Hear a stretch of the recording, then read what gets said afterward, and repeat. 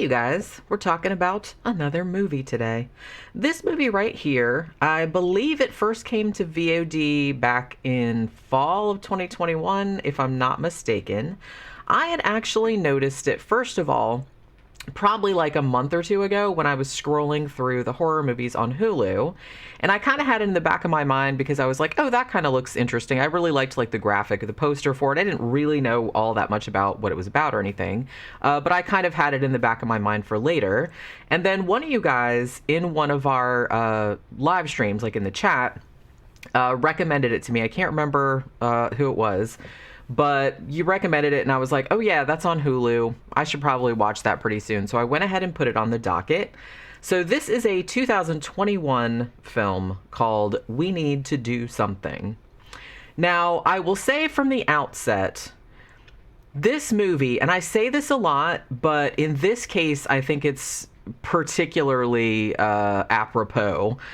This movie is absolutely way better if you know like nothing about it.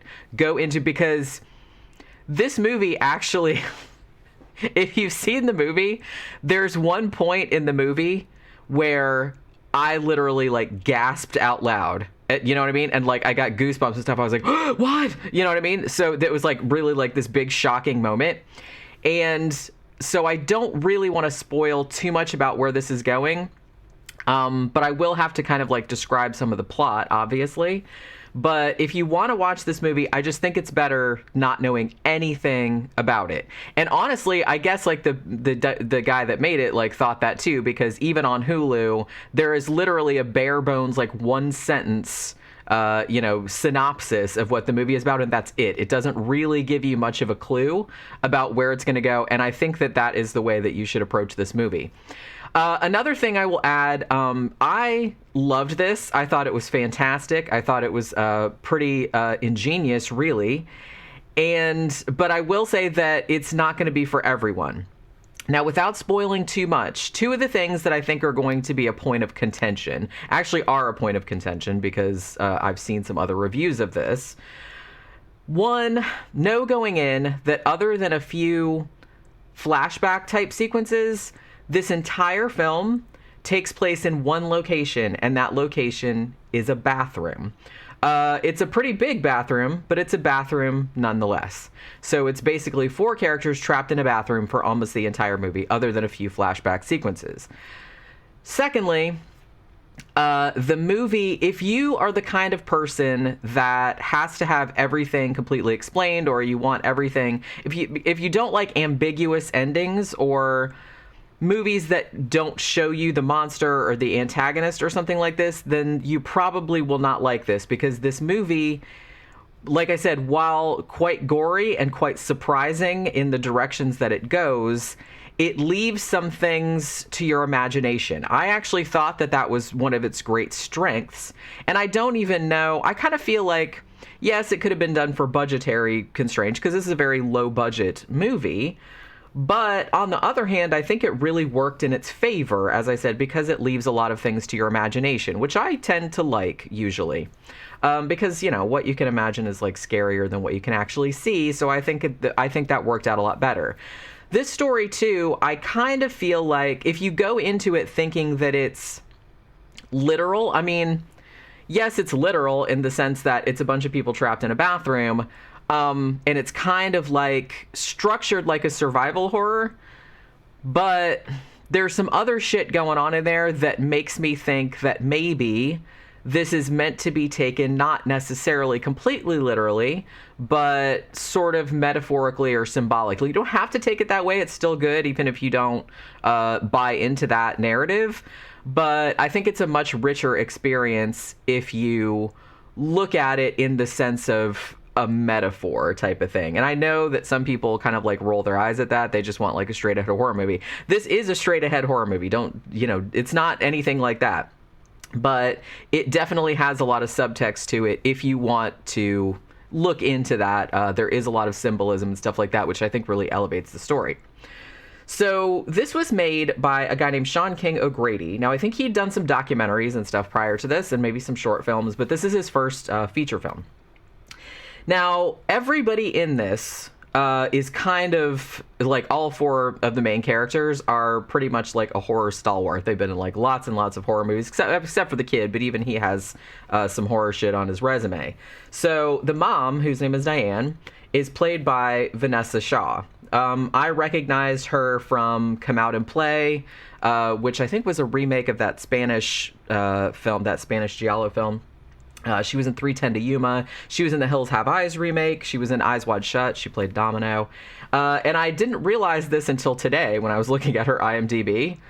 She got her start as the little girl in Hocus Pocus, which... Or no, she was the older... No, that's right. She was the older daughter that, like, the guy had a crush on. That's right, yeah. So she was in Hocus Pocus. That might have been her first movie. For a second, I thought it was the little girl, and it blew my mind. I was like, no. She was, like, the older girl. But, yeah, she was in Hocus Pocus. So she plays the mom. Also, Pat Healy plays the dad, Robert. Pat Healy has been in a million movies. A lot of horror, but a lot of other stuff, too. I recognized him from several horror movies. The Innkeepers, the Ty West movie, he was in that. He was in that great movie Compliance, which was based on that fucked up true story about that weird thing that happened in a McDonald's. I think we did a show about it. He was in Cheap Thrills, which is also great if you haven't seen that.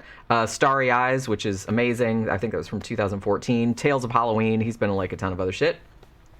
The teenage daughter, Melissa, is played by Ciarra McCormick, who is quite young, but it seems like she's kind of becoming like kind of the go-to girl for like horror, sci-fi, thrillers, stuff like that. She was in VFW. She was great in that. She was in The Vast of Night. So it seems like she's really going places, and she's really amazing in this. And the little boy, the little son, is played by John James Cronin, who was actually on the Nosferatu TV series. So all four of these, like I said, have a lot of horror stuff on their resume. This story was actually based on a 2020 novella written by Max Booth III. So what you have at the very beginning, there's this family. Obviously, the mom, the dad, the teenage daughter, and the little son. And there's a really, really bad storm coming.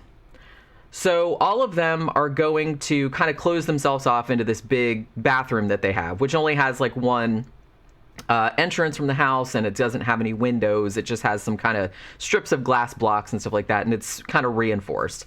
So they feel like they're going to go in here and like sit out the storm, just in case. So they all kind of go in there. Now, from the moment that the family arrives in here, you get a sense of what the dynamic of this family is, which is very, very, very dysfunctional. And you find out later, like, why the dad is, like, acting the way, is because pretty much as soon as they get in there, the dad is really, really aggro. Like, maybe, like, more than he should be. Later on, you kind of find out, like, what the reason for that is. One, he's an alcoholic, which they kind of establish, like, as the story goes on. But it also turns out that, like, right before the storm was going to hit and right before they had to close themselves off in this bathroom, he found out some information about his wife.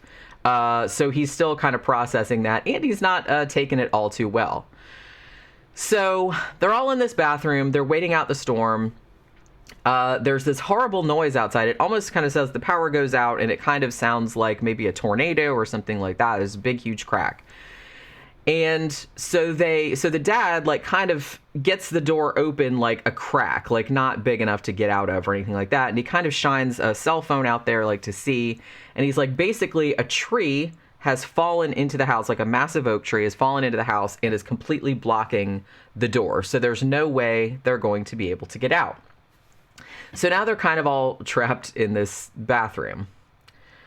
Now, from this point forward, it seems as though there's not really much of a way for them to get out of there. But as you would, they kind of, like, their cell phones aren't working.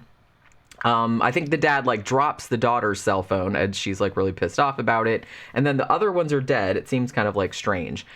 And even from the beginning, you're thinking, well, the daughter is kind of thinking there's something, like, the storm, that wasn't like a regular storm. There's, like, there's something, like, not right about it. But obviously, the dad's like, why are you being so stupid? I mean, the dad is, like, really He's really like a piece of work in this. He's just like a raging, like manic, aggro, just dickhead the whole entire time. And it's just, I don't think he says like a single kind or understanding word to like anybody in this fucking movie. Like the whole time he's kind of like, I guess he goes in there and he has like a thermos like full of booze and he drinks all of that. And then like the longer they're stuck in there, he starts like drinking the mouthwash and he's like, eating the, the alcohol wipes and shit like that. So it's bad. It's bad news. And so he's just getting like more and more angry as the time, because he's frustrated and he can't get out and he can't solve the problem and he doesn't understand like why something this simple like ended up like this. So he just gets like more and more crazy like as the movie goes on. So they kind of figure, as you would, it's just a storm. They think a tree fell on the house. They can't get out of the bathroom. So then they figure, well, once we'll just sleep in here. And then once the morning comes, our neighbors will see something and somebody will like come around and, we'll get out of here, or we'll be able to like get phone signal or something. We can call somebody. But weirdly, that's not really what happens. The strange thing is that it almost kind of seems like their phones don't come back on. The sun comes up, but they can sort of see like out of a crack, the crack in the door, but they don't see anybody outside. They don't hear anything outside, and they have neighbors, but like nobody seems to be coming and checking on them. And so they start to think this is really, really weird. So as I said, like the dad is just like flipping his shit and he's just getting more and more frustrated. He's just doing all these stupid things like trying to get out, which aren't working. Like I said, he's just like ramming into the door. And at one point he tries to push the kid's head through the crack and it's not going to fit. And it's just like all this crazy shit that he's doing because he's just so frustrated that he can't get out. The mom is kind of trying to keep everybody calm, but being kind of like bullshit about, oh, everything's going to be okay. And, she doesn't want to talk about like the fight that her and her husband were having like right before they went into the bathroom. So the kids are like, what the fuck is going on with you guys? Why are you acting like this? She's kind of being a little bit like cagey, dishonest and stuff like that, but in service of like trying to keep everybody calm and, especially in the face of the dad, like just flipping the fuck out. And again, as the time goes on, the main character really, even though I've kind of focused more on like the mom and dad, the main character really is the teenage daughter, Melissa. As I said, even from the beginning, when the storm first started, Melissa seemed really unsettled, thinking this isn't like a regular storm, this is something else. And really the only person's like inner thoughts you get or flashbacks or memories you get are hers. Now, as the story goes on and you have like kind of all these flashbacks that she's kind of going into, and like I said, I don't want to spoil too much about this because I think this is just so much better if you go into it like not knowing what's going to happen. But you get some flashbacks of her and her like kind of meeting her girlfriend and some stuff that they did that makes Melissa think that she's responsible for everything that happened, like her parents but her whole family getting like trapped in this bathroom and like the storm outside. She kind of starts to think that she's responsible for it. And that's kind of as much as I could say about it, because after that, like, it's just going to go in a whole other direction. And like I said, I don't really want to spoil it. So as I said, when I was like watching this movie, as I said, it starts out as kind of like just like a straight up survival, people trapped in one location. And it's like, how are they going to get out? Maybe there's some bad shit going on outside. And, and there's also really, really bad, like, familial tensions between all of them. Like, the dad is just getting drunker and drunker and, like, losing his shit and getting frustrated and, like, just taking it out on everybody else. So there's all this, like, tension inside, and then, it's just getting exacerbated because the situation's just getting worse and worse, especially after the storm goes and nobody comes to help them, and they can't really seem to find a way out of the situation by themselves. So you have that going on. But then at one point in the movie, like I said, there's one point in the movie, and if you've seen the movie, you probably know exactly what I'm talking about. There's one point in the movie where this thing happens, and I was just kind of like, fuck me. I was like, holy shit. It like scared the crap out of me, really. It really like made my mouth drop open. And from then on, it kind of goes in a much weirder direction. Like I said, where it can almost be read, even though it's grounded in reality. It's not like surreal or anything like that, really. There are some surreal aspects to it in the sense of you seeing a few things like Melissa's dreams or visions or memories or something. Some of those get a little weird and like surreal, but also have like symbolic meaning. But other than that, it's pretty rooted in reality. Like I said, it kind of goes in a direction where you could read it almost like an allegory, but it's still sort of grounded in reality, if that makes any sense. So, as I said, if you're not a big fan of just kind of movies entirely set in one location, like a bunch of characters trapped in one location, squabbling with each other, and then there's something going on outside that you're not really sure what it is, then maybe you might not dig it. And like I said, if you don't like real ambiguous stuff or stuff that doesn't give you all the answers in the sense of ending without like showing you exactly what was going on, then this might piss you off as well. But as I said, I really liked... I mean, I thought this was one of the best low-budget films, and the use of just one location and the use of just leaving things to the watcher's like imagination. I think this was one of the best examples of that I've seen in recent times. Like, I just thought this was so great and it took like all these twists and turns that I absolutely was not expecting, and I don't know. It was just so great. And like all the acting, like the interaction between the families. I mean, that even when weird shit wasn't going on, like outside or whatever, outside of the bathroom, the tensions between this family were just like kind of had me on the edge of my seat. I will say too that there's some pretty, if you're not super into gore, this has some pretty gory shit happening in it, and some pretty bleak shit happens in this too. And there's like a couple scenes that were like pretty kind of gross. So, you know, it's gross in the sense where I was just kind of like, I'm grossed out by people like eating gross things and stuff like that. So there was a little bit of that. But it's pretty gory, though, I'm just going to say. And it's pretty violent. But so if any of that sounds good, definitely watch it. Like I said, I know this is like, it's really, really hard for me to like do a discussion of it farther than that, because I do kind of feel like this is really, really a movie that you need to not know that much about going into it, or it's just I don't think it's gonna ruin it, but I think it'll definitely like lessen some of its impact. This is one too that I definitely want to give a second watch to one of these days, because I kind of feel like there was a lot of, like I said, allegorical stuff going on in there that you would probably need. Like, I picked up on a lot of the stuff, but you'd probably need like a second watch to pick up on every single thing that was going on in it. But yeah, I mean, I can't remember who it was that recommended this to me, but thank you for recommending it, because I really, really dug this one quite a bit.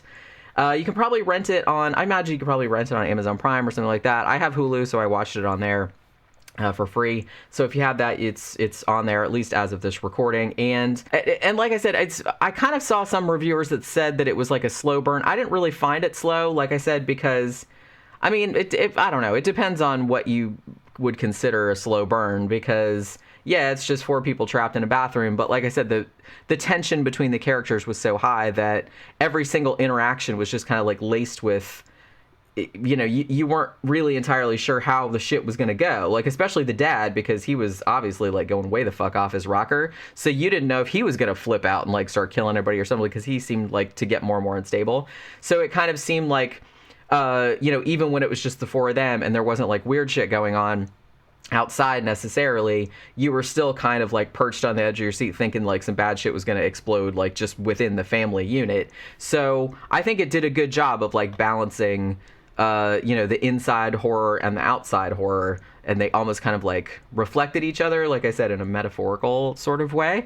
And I know I've kind of like talked around it a lot, but as I said, it's kind of better going into it not really knowing that much about it. So if you've seen it, let me know what you thought about it, and let me know if you know that scene, that thing that happened, if you know what I'm talking about, where my mouth dropped out, and I gasped, because I saw some other reviews too that said the same exact thing, that exact moment it made them go like, you know what I mean? And I was just like, yeah, that's exactly what happened when I watched it. I was like, fuck me. I just did not see that coming, like, by any stretch of the imagination.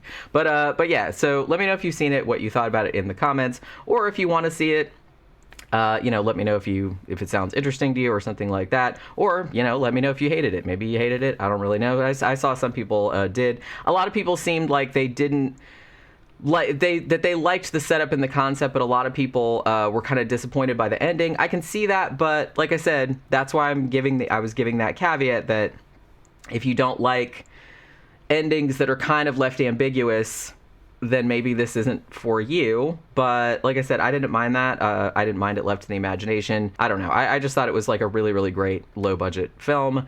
And I'm curious as to what everybody else out there thought about it. So let me know in the comments. And that will do it for this Flickers of Fear. I will see you guys on the next one. Bye.